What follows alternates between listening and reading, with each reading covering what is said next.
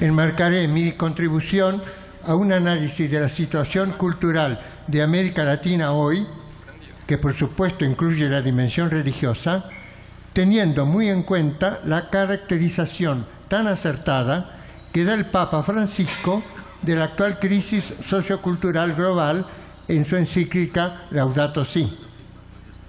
Allí cita la obra de Romano Guardini, El ocaso de la Edad Moderna, e indica el paradigma tecnocrático moderno como la raíz humana de esa crisis única, al mismo tiempo ecológica y social. Ese es el paradigma dominante en nuestros tiempos, pero está dando signos de haber llegado al límite. El Santo Padre afirma que se trata, cito, de un modo de entender la vida y la acción humana y por consiguiente la cuestión del sujeto, que contradice la realidad hasta dañarla. En estas breves reflexiones, primeramente describiré algunos síntomas de ese daño causado a la realidad que alcanza ya su extremo, sobre todo según se sufre en nuestra América. Luego, en un segundo paso, indicaré cómo, de hecho, la realidad reacciona, creando posibilidades emergentes de un nuevo paradigma sociocultural más humano y más conforme al Evangelio. Para el creyente es Dios quien nos primerea, haciendo surgir semillas de un futuro posible, más equitativo, justo y humano. Semillas que debemos saber cuidar, cultivar, hacer crecer y madurar. Pues el mismo Francisco nos recuerda que el ideograma chino para crisis combina sabiamente los signos que significan peligro y oportunidad. Constituye un desafío para nuestra libertad poder zafarnos del altísimo riesgo que hoy corremos, aprovechando la ocasión propicia, el riesgo, la ocasión propicia para una verdadera conversión ecosocial integral y una revolución cultural. Primero, la crisis y el paradigma tecnocrático. Laudato Si vincula estrechamente este paradigma moderno, homogéneo y unidimensional, con la cuestión del sujeto, cuando asevera, cito, en él se destaca un concepto del sujeto que progresivamente en el proceso lógico-racional abarca y así posee el objeto que se halla fuera. Ese sujeto se despliega en el establecimiento del método científico, con su experimentación, que ya es implícitamente técnica de posesión, dominio y transformación. Es como si el sujeto se hallara frente a lo informe, totalmente disponible para su manipulación. Hasta ahí la cita. Por consiguiente, no se trata de recibir o cultivar lo que la realidad de la naturaleza, de los otros seres humanos, nos ofrece como en épocas anteriores, sino de poseer, extraer y dominar, estrujando hasta el límite y más allá del límite, dice el Papa, tanto a la Madre Tierra como a nuestros semejantes. Lo plantea Kant en su concepción del sujeto trascendental que pone al ser del que dispone, y lo critica Heidegger bajo la figura del Gestell, que podemos traducir como la posición con mayúscula, detrás de la cual opera la voluntad ilimitada de poder. Esta lo reduce todo a mero objeto y ha terminado concentrándose, de hecho, en la línea de los intereses de determinados grupos de poder, dice la encíclica, cada vez más reducidos, siendo así que, cito, es tremendamente riesgoso que tanto poder resida en una pequeña parte de la humanidad. Según Francisco, todos los síntomas de la crisis cultural y social se fundan en ese paradigma epocal y en la mentalidad y actitudes socioculturales que le corresponden, las cuales se condensan luego en estructuras e instituciones de pecado. Una de esas actitudes prácticas es la absolutización de la razón instrumental, ya criticada por la Escuela de Frankfurt, que olvida los fines últimos, intrínsecamente éticos, los fundamentos primeros, la racionalidad sapiencial y la razón comunicativa, reduciendo todo, aún los otros seres humanos, a mero medio para alcanzar intereses inmediatos, contradiciendo al Kant de la razón práctica. De modo que así se tiende, cito, a constituir la metodología y los objetivos de la tecnociencia en un paradigma de comprensión, por lo tanto cultural, que condiciona la vida de las personas y el funcionamiento de la sociedad. Las consecuencias culturales se muestran actualmente en el individualismo competitivo, el consumismo, el relativismo, la cultura del descarte y la globalización de la indiferencia. En el ámbito específicamente religioso, derivan no pocas veces en un indiferentismo o ateísmo práctico, y aún en el teórico. En el secularismo, el fetichismo del dinero y o del poder, el nomadismo y cuentapropismo religiosos, de una religiosidad individualista y a la carta, etc. Todo eso se da también entre nosotros, en América Latina, a pesar de la resistencia que, como diré, le ofrece la genuina religión del pueblo. En resumen, el antropomorfismo desviado de la modernidad ha dejado lugar a un estilo de vida desviado, que está provocando el fin de los tiempos modernos en el mundo global, incluyendo América Latina, que vivió en gran parte una modernidad dependiente. Segunda parte, signos emergentes de un posible nuevo paradigma. Cuando el Papa Francisco en Laudato Si evoca una deseable cultura ecológica integral, tiene en cuenta sus distintas facetas al decir, cito, debería ser una mirada distinta, un pensamiento, una política, un programa educativo, un estilo de vida y una espiritualidad que conformen una resistencia ante el avance del paradigma tecnocrático.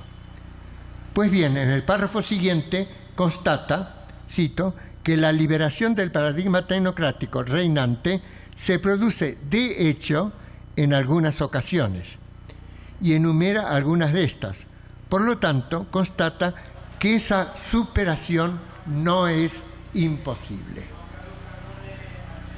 Por lo contrario, la atribuye a la resistencia de lo verdaderamente humano ante lo inhumano del modelo cultural predominante. Por ello afirma, cito, la auténtica humanidad, que invita a una nueva síntesis, parece habitar en medio de la civilización tecnológica, casi imperceptiblemente, como la niebla que se filtra bajo la puerta cerrada. ¿Será una promesa permanente, a pesar de todo, brotando como una obstinada resistencia de lo auténtico? Hasta ahí la cita. Pero como la misma encíclica lo atestigua, no solo se trata de mera resistencia, sino de brotes o semillas ya reales de un mejor futuro posible, aunque todavía no de tendencias predominantes. Según mi opinión, ellas se están dando tanto en las prácticas sociales como en la dimensión teórica de las ciencias, contribuyendo sí a un nuevo pensamiento, como dice Franz Rosenzweig.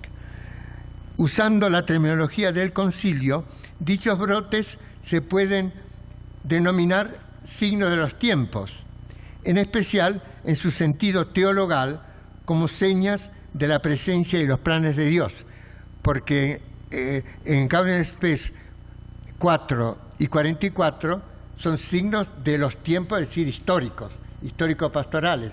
Pero como dice Sobrino, en Gaudium Spes 11 se habla de signos de la presencia y los planes de Dios.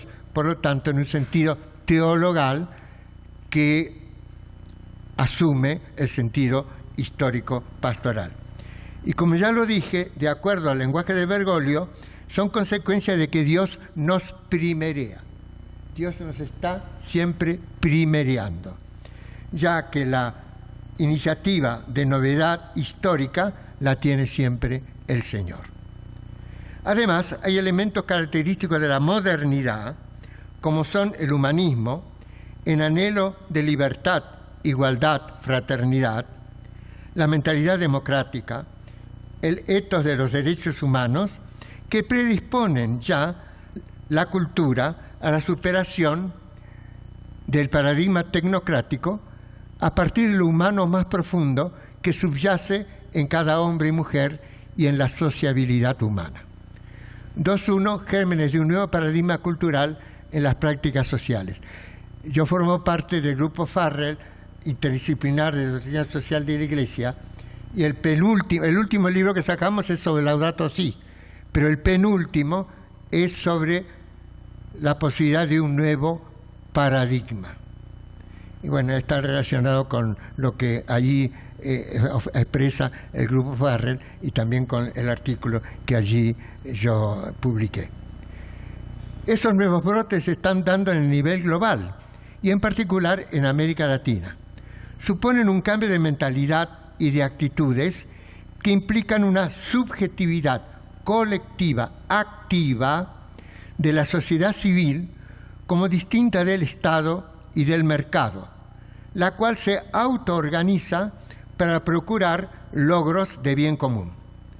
Adela Cortina, la filósofa española, la caracteriza por la búsqueda y la lucha por intereses que, aunque pueden ser también propios, son universales y universalizables, como lo son los de la verdad, la justicia, la equidad, el medio ambiente saludable o el rechazo de la impunidad, la discriminación y la violencia, por ejemplo, de género, etc.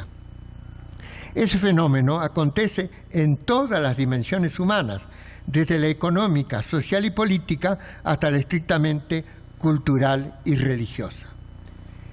Entre los penúltimos, los fenómenos estrictamente culturales, porque mi tema es sobre todo el tema cultural y religioso, se pueden mencionar en América Latina, por ejemplo, el teatro popular comunitario.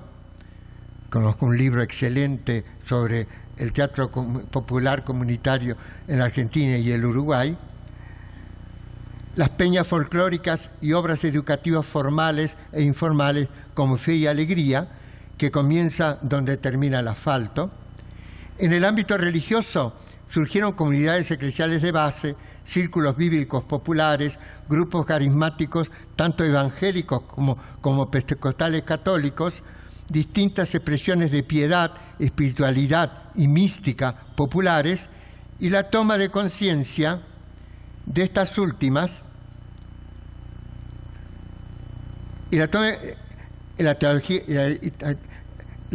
de la liberación, considerada no tanto como disciplina académica, sino como movimiento de base, sobre todo religioso, pero también general, de modo que la fuerza histórica de los pobres se sitúa hoy no tanto en el nivel político, partidista, sino en el ético, sociocultural y religioso, según lo señala Pablo Richard en un artículo de hace unos años.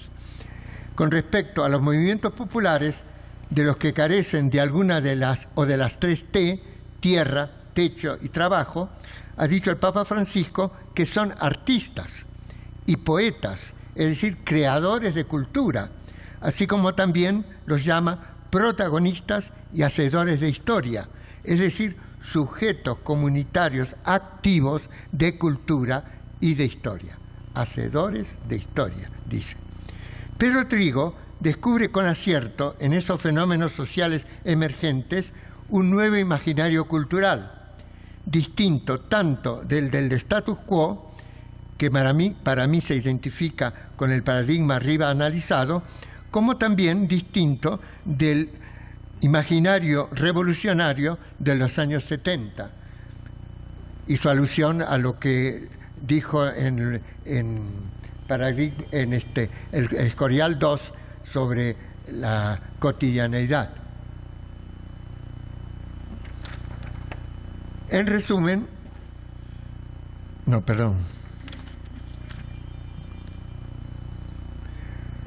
hay analistas que indican que es el fruto, sobre todo en las periferias de las grandes ciudades de América Latina, de un nuevo mestizaje de imaginarios culturales, a saber, del tradicional latinoamericano, del moderno, con sus caracteres positivos, y del postmoderno. Por ejemplo, Seibel hablando del Gran Buenos Aires. En otros escritos he mostrado que ello se manifiesta en todos los niveles de la vida social. Como no me corresponde hablar específicamente de las dimensiones económica y política, me centro en la religiosa, en la cual la religión del pueblo no solo ha resistido, según ya lo dije, en gran parte su disolución, sino que muestra caracteres de una nueva síntesis vital, como las indicadas por el documento de Puebla.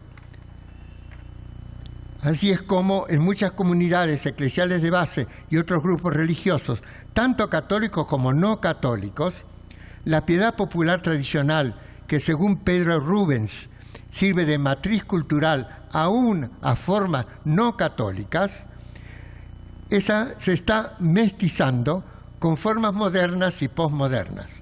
Entre las modernas se encuentran la interpretación popular de la palabra de Dios escrita, y no solo según la tradición oral. El compromiso social fraterno organizado y autogestionado. El protagonismo de los laicos en las iglesias. Nuevos modos participativos de vivir la autoridad y la conducción de estas, etc. Asimismo, se manifiestan características postmodernas, como son la valorización de la experiencia religiosa sentida y vivida, la relevancia de lo corporal, por ejemplo, las sanaciones, el valor de los gestos, etc.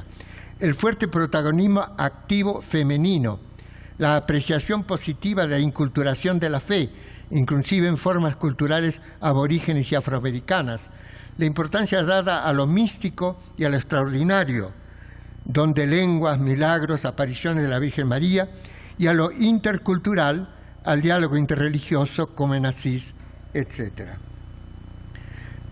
Bueno, empezamos un poquito más tarde. 2.2. La lógica de la gratuidad en la filosofía y las ciencias. Las prácticas sociales recién mencionadas han tenido como preparación y como consecuencia prácticas teóricas que evidencian un giro hacia el acontecimiento gratuito del don, del giro copernicano antropocéntrico moderno. En filosofía, basta con volver a mencionar la quere, la inflexión heideggeriana, después de la cual, en palabras de Paul Ricoeur, ya no se afirma que es el cogito que pone al ser, sino que es el ser que se da al pensamiento. De modo que el último Heidegger habla del ser y del tiempo como dones. Dicha inflexión culmina en la fenomenología contemporánea, principalmente, aunque no solo, en la francesa, en la cual cunde el giro teológico. Sirvan como ejemplo la fenomenología de la religión de Bernhard Welte y sus discípulos, en especial Klaus Hemmerle, la alteridad ética de Emmanuel Levinas, la hermenéutica fenomenológica de Ricoeur, la fenomenología de la vida de Michel Henry, la acontecimentalidad de Claude Romanov y, sobre todo, la fenomenología de la donación como lo más originario, según Jean-Luc Marion. Aún más, también otras corrientes filosóficas convergen de alguna manera con ese giro, como el énfasis en la razón comunicativa, no meramente instrumental, en la Escuela de Frankfurt, Habermas, Appel, Adela Cortina, la acentuación de la dimensión pragmática del lenguaje en la filosofía analítica, el segundo Wittgenstein, John Austin, John Searle, o la opción por los pobres en la filosofía de la liberación latinoamericana, etc.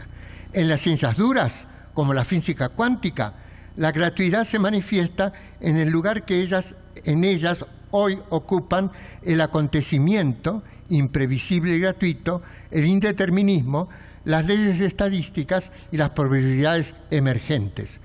En las ciencias humanas, notemos que el mismo Benedicto XVI nombra en Caritas in Veritate los enfoques de la economía civil y de la economía de comunión, respectivamente a Stefano Zamagni y a los focolares, sobre todo con Luigino Bruni. En ciencias económicas, a cuya racionalidad la interpretan hoy algunos según la razón comunicativa, Peter Ulrich en Suiza, o el factor C, Luis Raceto en Chile. Pero algo parecido ha acontecido también en otras ciencias sociales, como la antropología cultural, con Marcel Mauss y su escuela, la sociología del amor de Luc Boltanski, o en ciencia política, la recomprensión comunicativa del poder y de la racionalidad política después de Hannah Arendt, que se contrapone y complementa a Max Weber, que más bien tenía una comprensión estratégica del poder. Por consiguiente, tanto en la praxis social como en la científica parece estar aconteciendo el surgimiento de un nuevo paradigma cultural más abierto al humano y más conforme a lo cristiano. No son tendencias dominantes, como decía antes, sino que son semillas de futuro, signos de emergencia. Podríamos hablar con Enrique Dussel de una transmodernidad, que yo llamaría emergente, cuya emergencia desafía a nuestra libertad. Muchas gracias. Ya regresamos con Congreso Internacional Medellín 50 años después.